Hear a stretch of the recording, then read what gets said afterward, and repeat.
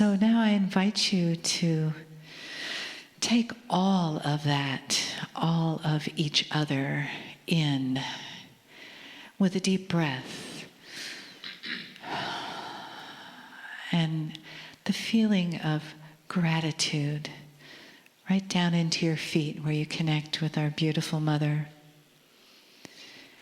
And let that energy of Gaia, of Mother Earth, slowly and gently pulsate up through your feet into your body, like you're receiving the heartbeat of Mother Earth through your feet, a gentle, soft, and constant, beautiful pulsation. And inhale that a little more deeply into your heart center. And as you exhale, let your crown chakra open up so that you gently connect with the spirit and divine nature of all, the one that's present with us now.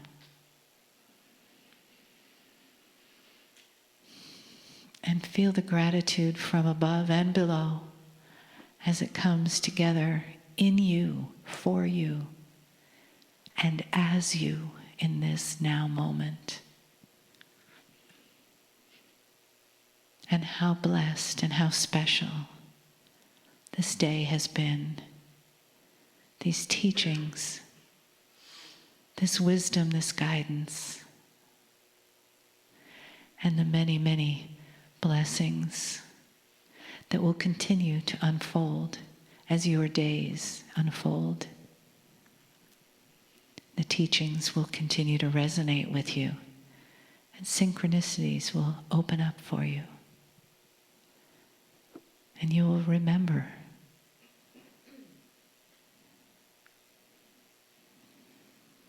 Greetings, dear ones. I am Kryon of Magnetic Service.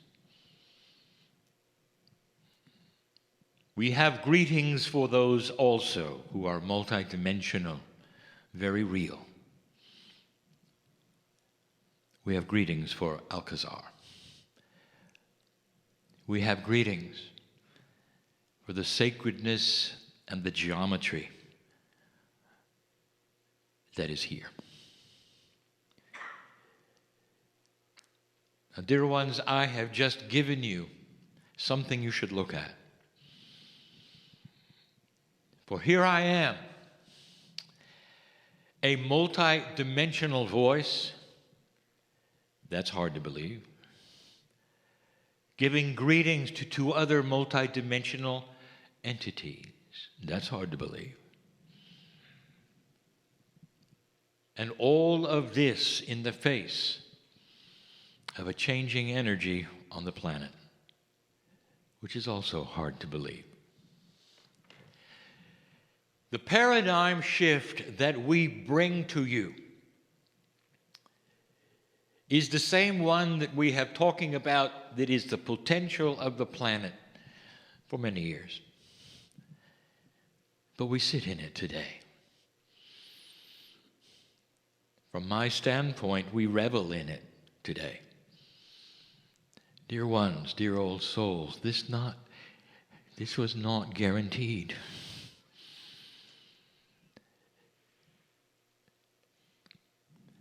I want you to get used to the fact that this planet and consciousness and life itself is going through a real physical transition.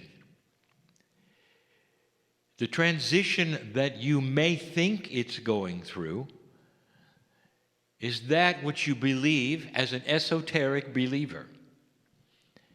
It's very, very easy for one who has spent many years in esoteric belief to see, feel, sense energy shift. And so many of you are aware. However, you're used to this. You're also sensitive to what I will call some kinds of multidimensional things. Some of you will see the energy. You will be aware of the aura. But I'm talking about the earth. I'm not talking about just the old souls. This planet is going through a physical, multi-dimensional shift. We prepared you for it. Kryon is the magnetic master for the first thing that I did with a grid group. From the moment I got here to 2002 was to move the grid of the planet. Now your magnetic grid is measurable with your compass. And you can go back in those years and find out just how much the magnetic grid altered north, and you can see it for yourself. This was not esoteric. The magnetic grid had to shift. It had to adjust for you. It is difficult for me to even begin to talk to you about what another dimensional shift might bring you. We have told you that you've never had one before, ever. You have lived in an energy, literally, that had one kind of paradigm that never moved. It has become then your staple, the way things are, human nature. Everything is based around the reality you're in. As you begin to shift, consciousness will react. We told you that. We also gave you information about the actual area of space that your solar system is moving into. Astronomers are looking at coming out of the bubble. Go find this. You can. For all of existence of your life on the planet has been in some kind of a cosmic bubble, a protection of a kind of radiation that's coming. The radiation is not that which will affect you adversely. It's going to interface with the magnetic grid's new alignment and affect the DNA, creating an advancement in time, a fast track to your evolution. We told you that. You can go check whether it's coming or not. The whole entire planet is going to be subjected to a potential paradigm shift. Now, here's where it gets good. Potential. What do I mean? When I came to you 25 years ago, I said there was a potential shift coming based upon the probabilities of where you were and what you were doing. I say the same thing today.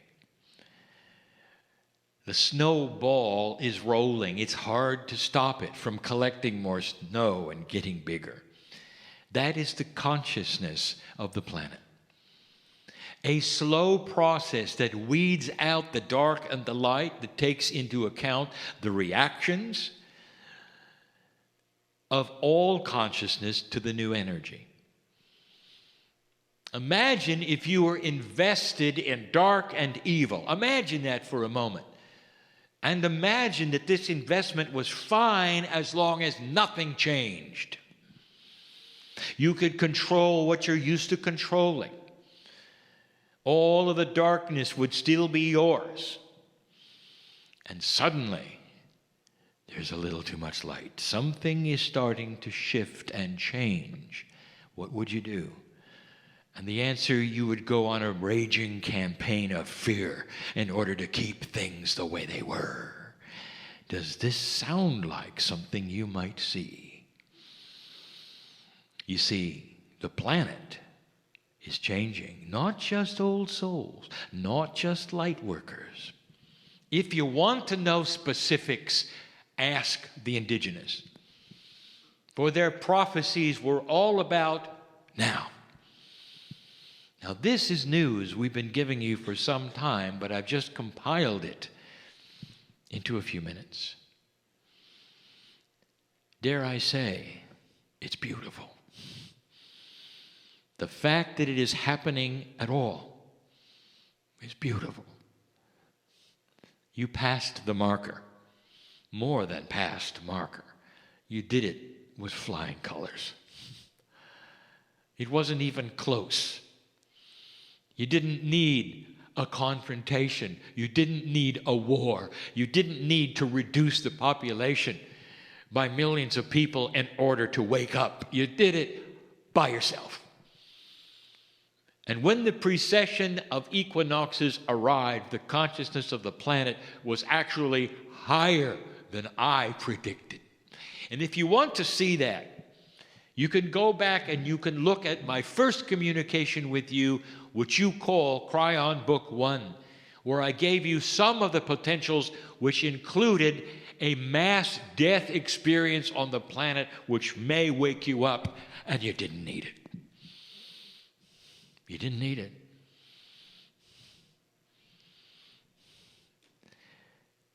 There's a feeling on the other side of the veil. It is pride. It is not egotistical pride. It's the kind of pride you would have for a son or daughter who excelled in everything they touched. It's a pride that you are part of it because they carry your seeds. And that's where we are today. Sometimes I would give what appeared to be admonitions, and I would feel powerful about something that I know is happening and taking place on the planet. Never is there frustration on my side of the veil. Excitement. Is it possible for God to be excited? And the answer is yes. Is it possible for that excitement to be based in the only thing that God really has outside of free choice of yours, and that is love and benevolence? It actually shaped your evolution. And here you are. The road ahead is filled with free choice. It's yours. It always was. But there is a confluence of benevolent consciousness which is higher and larger than what we expected at this point in time. I just explained to you what's going on the planet and why your news looks like it does. I want to give you a parable. Every single parable we have given has been about woe. And if he wasn't mentioned in the parable, it was still about woe. Woe is not a man or a woman, but we call him a he. Just because of the language differences, it helps. Woe is a woe man. A genderless, it is you. Woe represents the human being. Parables are given because they are puzzles and mean other things. But human beings love stories. They relate to stories. And this one is about you and energy.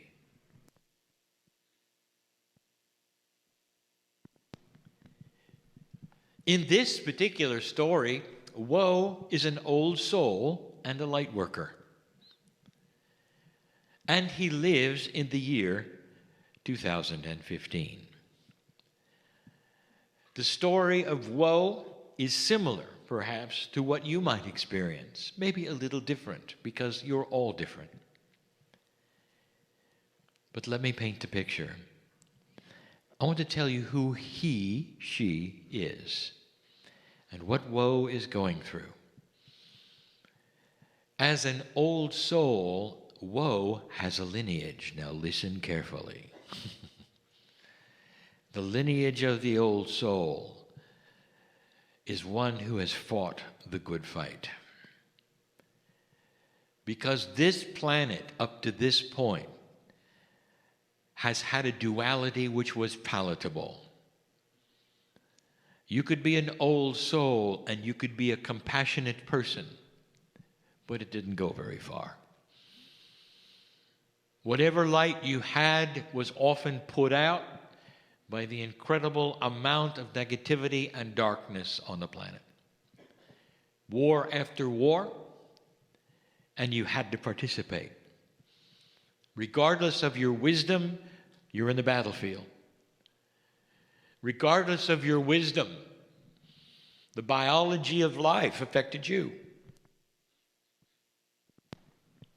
Your wisdom had nothing to do with the fact that if you were a woman, you lost children. Sometimes along the way from A to B, just traveling to get away from somebody chasing you. Sometimes it was in birth, sometimes it was in disease, or worse. Woe carried that around, dear one. Do you relate to it? Fought the good fight. Negativity, frustration, drama, war, hate was always there. And it was there seemingly in every sector. Difficult, especially the old soul from the beginning of the seeding of humanity went through the phases where humans just never changed. Can you imagine what this has done to woe's countenance? For he comes into this planet and he remembers at some level it's time to fight again.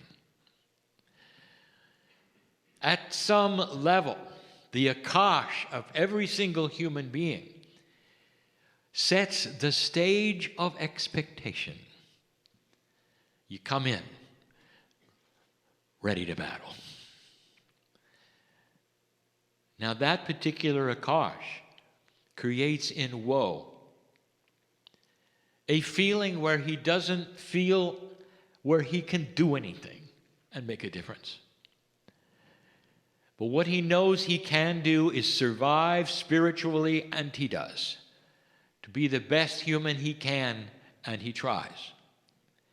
The Akash sometimes holds him back because he remembers at some level what it was like to be the shaman, to carry the information that people wanted, to heal, to be the intuitive who could read somebody as they stood there. And he remembers what happened. And he remembers an ugly death because they were afraid of him. Those who have magic are witches. The old energy is powerful. The world went to war a number of times, and woe was part of it. Both genders were involved. Both genders suffered. It was humanity. Woe is walking around in life today with a lack of self-worth. Now you know why. There is no judgment, dear human being, for how you feel about yourself. But there is amazement at what you can't see. Woe is like you. Life for woe is just hanging on. All around him. He has to watch and be careful where he goes, what he says, what he does. All his life. But it's okay. Woe knows how to develop self-balance and compassion. He walks life as a happy individual because he has God inside. It's all he needs. But he's still careful. When woe goes to work, he did not select the people around him. You realize that. But you had to work with them. He had to work with them. There are those he likes more than others. There are those that are frustrating to him. Quite often, those who would be above him in a pay grade are the most frustrating. He tries to go around them, meaning, don't listen, don't be where they are. Sometimes it works, sometimes it doesn't. He holds it together but he hears the negativity that they have. He sees others around in distress because of it. Woe tries to cheer them up or battle the energy the best he can. He's used to it, you see. He's a light worker. Woe lives alone. Now, this is a trait of woe. He found himself living alone because it was easier. Because if he didn't, there was always drama and frustration. He had a cat. And to make things worse, the cat didn't like him. Imagine having an animal that you're compassionate about that doesn't really like you. You would come home and the cat would pout because he had gone. When it was time for the cat to eat, he knew it because the cat would come up and bite him. But Woe loved animals, and it was all the cat had. Woe knew that the cat's life was dependent on him. Despite this, he was still cheerful. He named his cat, Cat. Hello, cat. How are you? I love you, even if you don't love me. This was Woe's life. It was not a bad life, actually. He liked it because he was at home with the battles. These were easy battles. There was no war to fight now. He didn't have to join. There was no mass death. There were no plagues anymore. That's odd, isn't it? At a time when there was a fraction of the number of people on the planet, where there was no air travel to carry contagion, there were no plagues, none at all. He had gone through 3. Now, he didn't know that, but his Akash carried it. He had watched loved ones die in front of him. Such sorrow. It wasn't this time, and he knew it, and he was happy for this. Woe could be a balanced human being, be compassionate. Woe was also a healer. As a light worker, he discovered he could use his talents. He could read the disease in people, and they would come to him. He had a side business as a healer, and it was a good one. But as he approached each one, Woe had to chase away the negativity, both of the healee and the room. He was used to it. He fought many battles. It was okay. This is Woe's life. Woe had powerful meditations. As a light worker, as an old soul, he could do this. And he knew he could. This was his solace. This is what he loved the most. He had the connection to God. As much as he could. And would the biology allow him in the energy, he connected through the pineal to the higher self. And he loved it. Some of his meditations were actually close to visions because they were real and he could sense and see. He could smell and feel. He spent the amount of time in meditation that was perfect for Woe. He had heard stories that you should meditate a certain amount of time a day, and he realized this was not true for him. That each old soul had their own Akash, had their own uniqueness, had their own lessons, and their own ways, and had their own wisdom. He meditated only the amount of time that he needed to balance. But it's what happened in his meditation that I want to tell you about. For almost every single one of them for over 3 years had featured a door. A door. He saw the door metaphorically. He knew what it meant. It was an opportunity to move into something beyond the door. Very clear. But he could sense what was on the other side. There was something more for him. More than that, if he had the ability to open it and go through it, he knew he would never have to come back to where he was. Woe learned to talk to the door. And he knew that the door had a personality, an angelic ability, because it was multidimensional. It could give him information if he wanted. He thought perhaps that the door represented a final lifetime, perhaps even an appropriate death. When it was time, he would walk through it and never have to come back to the planet. He weighed all of these things in his mind. He didn't know what the door was about until he was able to start talking to it.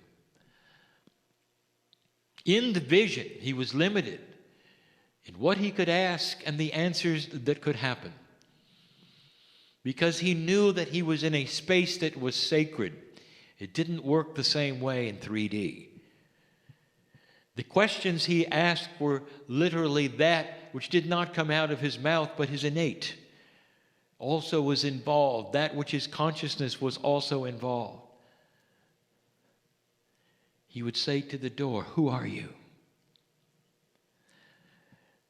And the feeling he got, not the voice, because he never heard a voice, he got his messages through his intuition, right into his brain as though there were a voice.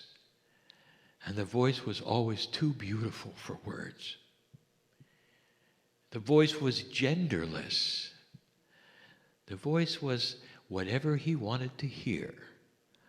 It was the most beautiful sound he could imagine. And he said, "Who are you?" And the voice said, "Whoa, I am your future." He didn't understand it. How could the door be my future? Maybe the other side of the door. He saw the door, he admired it. He loved the fact that there was benevolence on the other side. Occasionally he saw it glow. Underneath the door, he could see light. Whatever was out there in his future, he liked it.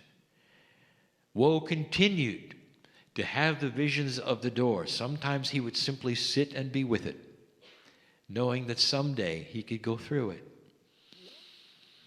He continued to think it was his demise, his death, his last time on the planet, and he looked forward to that time.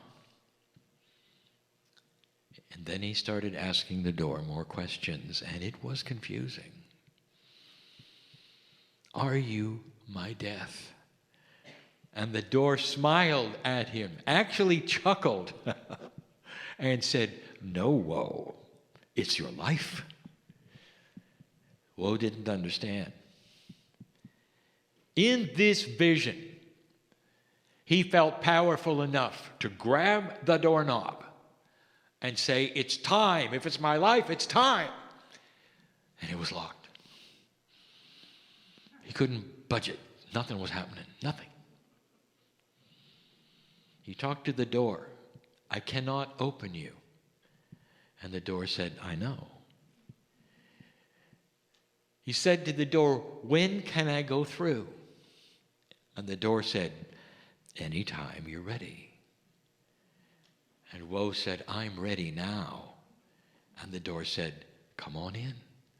He grasped the doorknob and it wouldn't budge. Pulled and pulled and pulled. This was a frustration. The visions were real. Woe knew who he was. As a light worker extraordinary, he had fought the battles. He knew he was wise in the ways of the world. And the door wouldn't budge. He talked to the door. "What am I doing wrong?" And the door started talking to him. "Woe, come closer. I didn't say open the door. I said, come through the door. And Woe started to realize what the door was telling him. He had to drop his 3D reality and walk through matter. And he did. Woe literally walked through the door. And in that instant, he got it. Nothing he had ever learned in the old energy was going to work. You can pull on the door. It'll never open. Let me tell you what Woe discovered on the other side, because it shocked him. He wasn't in another world. He was in his world, in another dimension. A dimension that was not anything he could count or describe, but one where suddenly his self-worth was skyrocketing to a degree where the akash that he had dropped away. It was simply gone because the old energy has nothing to do with who he is today. Woe was becoming slightly multidimensional. He went to work and he looked at his boss, the source of frustration, the one he wanted to run from so he didn't get any bad instructions. And all he saw was a human that he was compassionate about. He wondered about that person's life. He felt sorry that they were frustrated and in drama and egotistical. And what he did next would shock and surprise you. He wanted to be closer to the boss, because he found that nothing the boss did bothered him at all. He could sit and listen to the things that used to frustrate him and put his stomach in knots, and he wasn't affected. I want to tell you what happened eventually, so you'll understand the dynamic. You see, his boss did not get the reaction he used to. No one was fearful in that body of Woe anymore. In fact, eventually, the boss asked Woe what the change was, because he liked it. Woe's dimensionality had affected somebody else who was not even interested in changing dimensions. This is a process you're not used to. Everywhere Woe started to walk, things became easier. The old energy of battle and fighting, he realized, was a caveman survival instinct, and he was beyond it. He didn't meet darkness where he went because it ran from him. Woe carried a light that was so impressively bright, metaphorically, to that which is darkness, hatred, frustration, and drama, that it literally left the building when he arrived.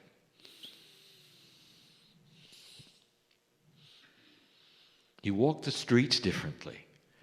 He expected good things. And the door in his vision was gone. When he seemingly tried metaphorically to turn around to see where the door had gone, there was none. He couldn't go back. He couldn't go back. Woe went home, and there was Cat. Cat took one look at Woe and rubbed against his leg. He started purring. That's all it took, dear ones. The animals know first. Then even the plants and the rocks. The whole planet knows when you become a little different.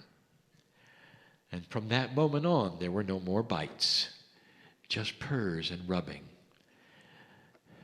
What's for dinner?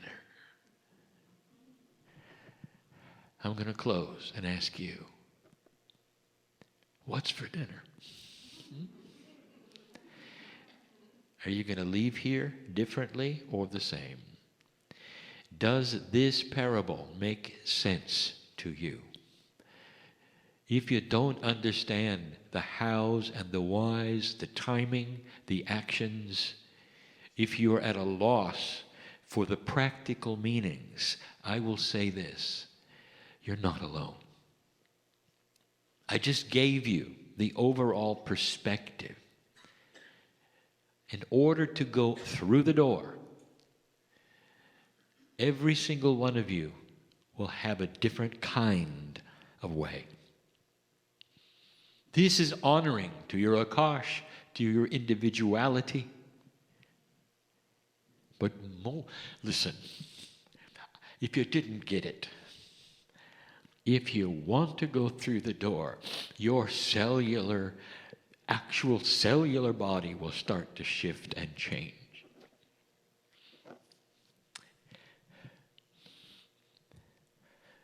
You want to heal yourself? Is it time? Go through the door. Because we want you to stay, and we don't want you to stay in distress. This energy is not cooperating with your consciousness. Have you got it yet? And that's why some of the things are happening to you that are happening to you. You're not supposed to stick around in this energy the way you are. It's time to vibrate higher. Go through the door. What's for dinner? I am in love with humanity for what you're about to do. That's you. I know you. And so it is.